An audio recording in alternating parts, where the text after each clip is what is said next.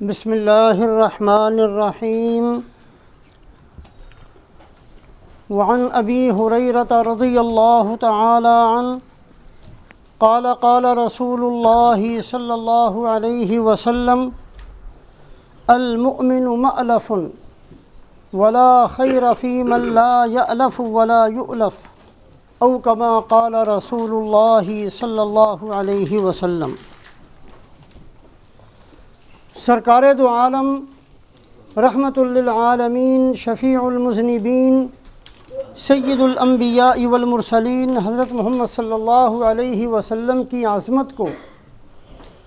آپ کے مرتبے کو، آپ کی شان کو، آپ کی صفات کو، آپ کی خوبیوں کو اللہ رب العزت نے تمام آسمانی کتابوں میں بیان فرمایا۔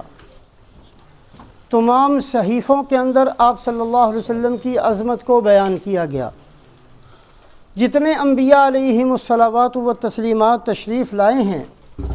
ہر نبی کو اللہ پاک نے آپ صلی اللہ علیہ وسلم کے آنے کی خبر بھی دی اور آپ کی شان بھی بتائی۔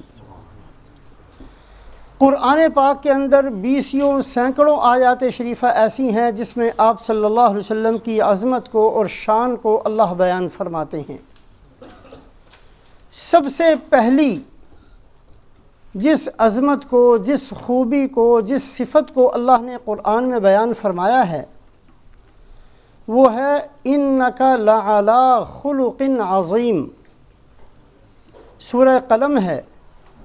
اور سورہ قلم فطرت کے فوراً بعد نازل ہونے والی صورتوں میں سے ہے۔ کل تھوڑا سا بیان ہوا تھا فطرت کا کہ سب سے پہلے اقرأ بسم ربک الذی خلق، یہ آیات شریفہ نازل ہوئیں۔ 3 مہینے کے لیے وحی رکی رہی، پھر یا ایہا المزمل، یا ایہا المدثر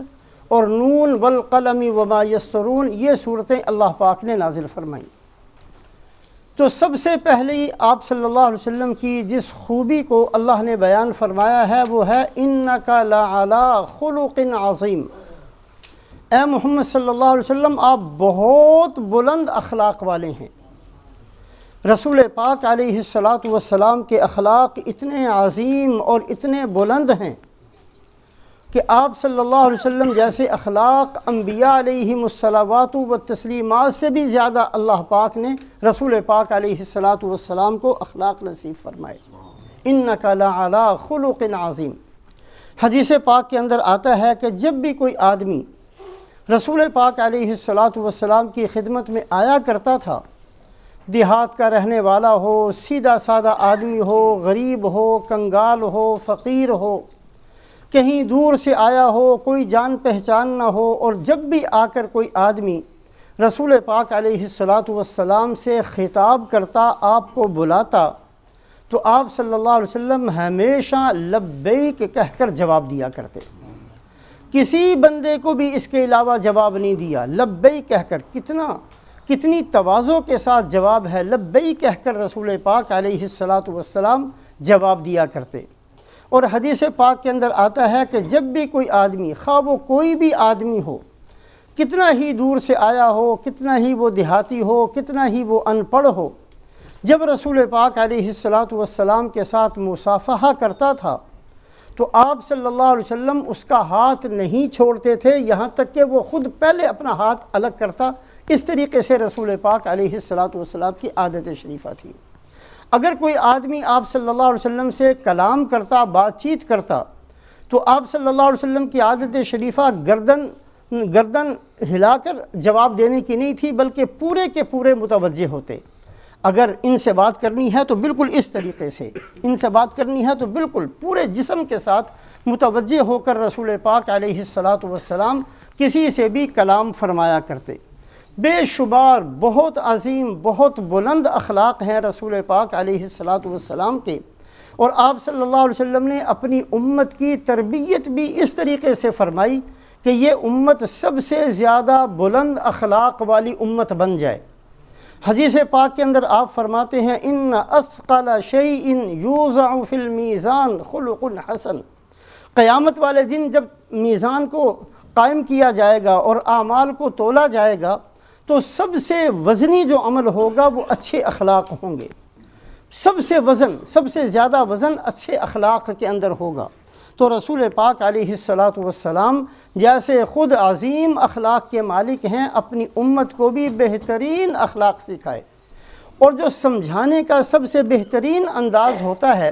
وہ ہوتا ہے مثال دے کر سمجھانا۔ کسی بھی چیز کو مثال کے ساتھ سمجھایا جائے تو وہ چیز بڑی جلدی اور بڑے اچھے طریقے سے انسان کی سمجھ میں آ جاتی ہے۔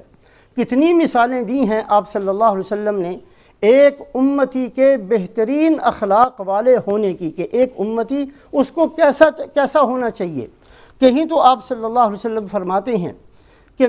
میرا ہر امتی ایسے ہے جیسا ایک جسم ہوتا ہے، ساری امت ایک جسم کی طرح،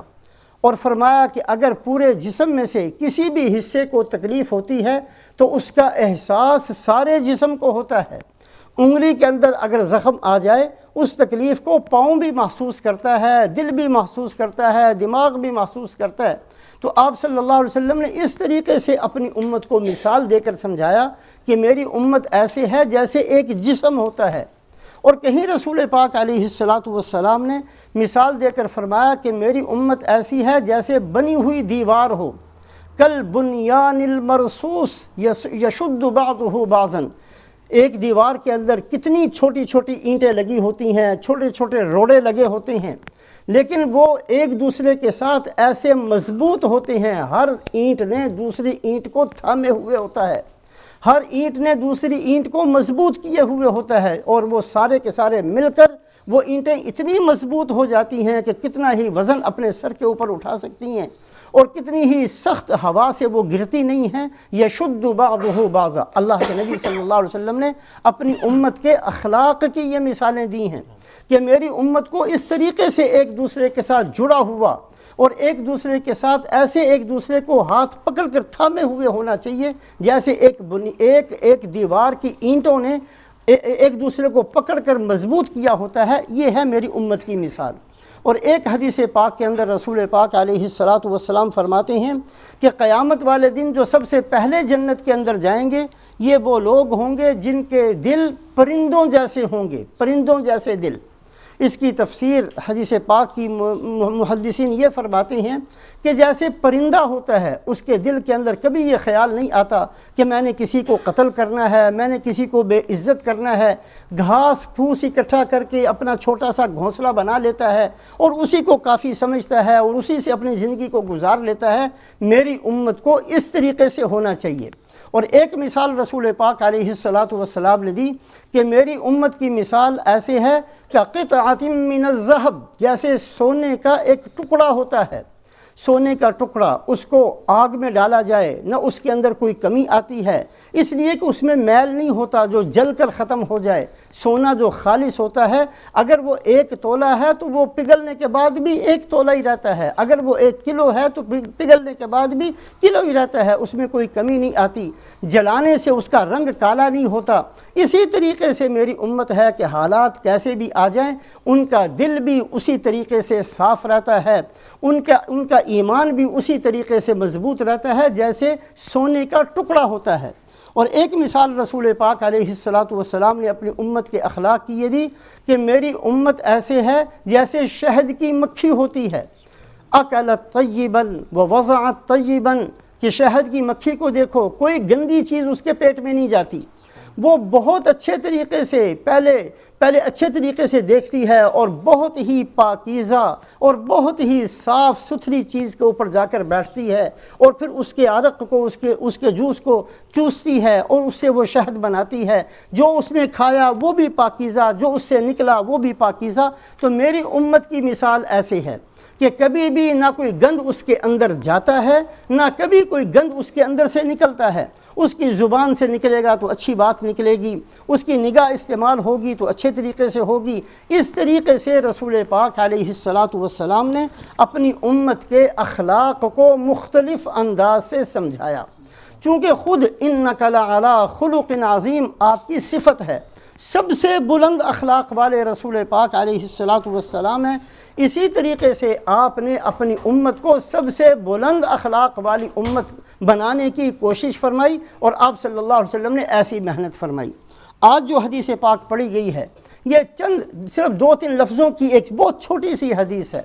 اور اس حدیث کے اوپر اگر غور کیا جائے تو ہمیں پتہ چلے گا کہ اللہ کے نبی صلی اللہ علیہ وسلم نے اپنی امت کو کس طریقے سے بنانے کی کوشش فرمائی ہے۔ آپ صلی اللہ علیہ وسلم فرماتے ہیں المؤمن مألف، المؤمن مألف۔ مألف یہ ایک اسم ظرف کا صیغہ ہے، عربی گرامر جو تھوڑی بہت جانتے ہوں گے وہ جانتے ہیں اسم ظرف کا صیغہ۔ اسم ظرف کہتے ہیں اس جگہ کو جہاں بہت ساری چیزیں جمع ہوتی ہوں، جیسے مسجد۔ مسجد جو ہے یہ اسم ظرف کا صیغہ، اس کا معنی کیا ہے؟ جہاں سب کے سجدے اکٹھے ہوتے ہوں، ہر آدمی کی پیشانی جھک جاتی ہو، جس جگہ پر سجدے اکٹھے ہوتے ہوں، سجدے جمع ہوتے ہوں، اس جگہ کو مسجد کہتے ہیں۔ تو اس میں ظرف کا معنی ہوتا ہے کہ وہاں ساری چیزیں ایک ایسا ظرف ہے، ایک ایسی جگہ ہے جہاں اس عمل کو اکٹھا کیا جائے۔ جیسے ہم کہتے ہیں منظر، فلانا منظر بڑا حسین ہے، فلانا منظر بڑا خوفناک ہے۔ منظر کا معنی کیا ہوتا ہے؟ کہ جہاں سب کی نگاہیں، سب کی نظریں جمع ہو جائیں، اس جگہ کو منظر کہتے ہیں۔ اسی طریقے سے مألف اللہ کے نبی صلی اللہ علیہ وسلم نے فرمایا المؤمن مألف، ایمان والا ایسا ہونا چاہیے کہ مألف کا معنی ہے جڑنا، کہ سب کے سب لوگ آ کر جس پر جڑ جاتے ہوں۔ اگر کسی کی لڑائی ہوئی ہے تو وہ بندہ ایسا ہو جو ان کی جا کر صلح کرا دے، افراد کی لڑائی ہے تو وہ صلح کرا دے، محلے میں لڑائی ہے تو وہ جا کر صلح کروا دے، 2 بھائی لڑتے ہیں تو ان کی صلح کرا دے، میاں بیوی لڑتے ہیں تو ان کی صلح کرا دے۔ المؤمن مألف، مومن وہ ہوتا ہے، ایمان والا وہ ہوتا ہے جس کی ذات پر جڑنا اکٹھا ہو جائے، لوگ جڑتے ہوں، آپس کے بغض اور عداوت کو چھوڑ دیتے ہوں، ایسی بہترین اس کی زندگی بن جائے کہ وہ لوگوں کو جوڑنے والا بن جائے۔ اور اس کے بعد فرمایا ولا خیر فی من لا یألف ولا یؤلف، اس آدمی کے اندر ذرا سی بھی خیر نہیں ہے، خیر کا ذرہ بھی نہیں ہے اس آدمی کے اندر، جو نہ خود کسی سے جڑتا ہے نہ لوگ اس سے جڑتے ہیں۔ ہر وقت پیشانی پر بل ڈال کر بیٹھے رہنا، ہر وقت منہ کو بسور کر بیٹھے رہنا، ہر وقت بد اخلاق بن کر بیٹھے رہنا، منہ پھٹ بن کر دنیا کے اندر زندگی گزارنا، جس سے ملنا اس کو گالی دے کر ملنا، جس سے ملنا اس کی ایسی تیسی کر کے ملنا، جس سے بات کرنا اس کی پگڑی اچھال دینا، یہ فرمایا ایسے بندے کے اندر ذرا سی بھی خیر نہیں ہے۔ لا خیر فی من لا یألف ولا یؤلف، اس آدمی کے اندر خیر کا ذرہ بھی نہیں ہے جو آدمی نہ کسی سے مانوس ہوتا ہے، نہ کسی کے ساتھ جڑتا ہے، نہ کسی کے ساتھ اس کی بنتی ہے، ولا یولف، نہ کسی کی اس کے ساتھ بنتی ہے۔ ہر آدمی اس آدمی کو دیکھ کر راستہ بدل لیتا ہے۔ ایک اور حدیث پاک کے اندر فرمایا ان من شر الناس منزلۃ یوم القیامہ من ترکہ الناس اتقاء شرری، میں بتاؤں کہ قیامت والے دن سب سے برا انجام کس کا ہوگا؟ وہ کون ہوگا جس کی حالت سب سے بدترین حالت ہوگی، جو سب سے زیادہ مشکل کے اندر ہوگا، جو سب سے زیادہ مصیبت کے اندر ہوگا؟ یہ وہ آدمی ہوگا جس کو دنیا کے اندر لوگوں نے اس کے شر سے بچنے کی وجہ سے چھوڑ دیا ہو۔ بعض لوگ اتنے بد اخلاق ہوتے ہیں، اتنا نقصان پہنچانے والے ہوتے ہیں، اتنا تنگ کرنے والے ہوتے ہیں، اتنا لوٹنے والے ہوتے ہیں، اتنی جیب کاٹنے والے ہوتے ہیں کہ آدمی ان کو دیکھ کر راستہ بدل لیتا ہے کہ یار میں اس کے متھے نہیں لگنا چاہتا، میں اس کے ساتھ ملنا نہیں چاہتا، اس کا کوئی پتہ نہیں ہے، بھرے بازار میں میری پگڑی اچھال کر رکھ دے، اس کا کوئی پتہ نہیں ہے کس کے سامنے الزام تراشی پر اتر آئے، منہ پھٹ آدمی ہے۔ من ترکہ الناس اتقاء شر، تو رسول پاک علیہ الصلاۃ والسلام، اللہ پاک نے ہمیں ایسے عظیم نبی دیے ہیں جن کی سب سے پہلی خوبی جو اللہ نے قرآن میں بیان فرمائی، اس کے بعد تو اللہ پاک نے آیات ہی آیات نازل فرمائی ہیں۔ سب سے پہلی جو آپ کا وصف اور آپ کی شان اور آپ کی عظمت جو قرآن کے اندر بیان ہوئی، انک لعلی خلق عظیم۔ ہم تھوڑا سا اس بات کی کوشش کریں، محنت کریں کہ کچھ تو ہمارے اندر انسانیت آ جائے، ہم کسی کا بھلا کرنے والے بن جائیں، ہم کسی کے خیر خواہ بن جائیں، ہماری وجہ سے کسی کا مسئلہ حل ہو جائے، ہمیں دیکھ کر کوئی آدمی دین سے قریب ہو جائے، کسی کی لڑائی ختم ہو جائے۔ اپنے آپ کو با اخلاق بنانا یہ صرف لفظوں کے جمع خرچ نہیں ہونا چاہیے، بلکہ اپنی زندگی، اپنی عادات، اپنے معاملات اس طریقے سے بنائیں کہ ہر آدمی جڑے، ہر آدمی ایک دوسرے سے جڑنے والا بنے، دوسروں کو جوڑنے والا بنے۔ بدقسمتی سے ہماری حالت تو یہ ہے کہ ہر گھر کے اندر آج لڑائی ہے، آج بچے ماں باپ کے ساتھ جڑنے کے لیے تیار نہیں، ماں باپ کا بچوں کے ساتھ کوئی تعلق نہیں ہے، بھائی بھائی کے ساتھ لڑتا ہے، اس لیے کہ ہم نے اغراض کی بنیاد پر اپنی زندگی کو گزارا، اپنے پیٹ کو سامنے رکھا، اپنی عزت کو سامنے رکھا، صرف اپنے آپ کے اندر ہم ایسے مست ہو گئے کہ ہم نے سب کو بھول کر زندگی گزاری ہے۔ مسلمان وہ ہوتا ہے جو دوسروں کے لیے جیتا ہے، مسلمان وہ ہوتا ہے جو بھوکا رہ کر دوسروں کو کھانا کھلاتا ہے، مسلمان وہ ہوتا ہے جو دوسروں کے کام پہلے کرتا ہے۔ اللہ رب العزت ہمیں اپنے فضل و احسان سے اس کا ذرہ نصیب فرمائے، ہم سب کو اس کی کوشش کرنی چاہیے۔ اللہم صلی علی سیدنا و مولانا محمد وعلی آل سیدنا ومولانا محمد وبارک وسلم۔ ربنا آتنا فی الدنیا حسنۃ وفی الآخرۃ حسنۃ وقنا عذاب النار۔ سبحان ربک رب العزۃ عما یصفون وسلام علی المرسلین والحمد للہ رب العالمین برحمتک یا ارحم۔ بیان by Maulana Muhammad Aslam, recorded by Zakir Iqbal, Glasgow.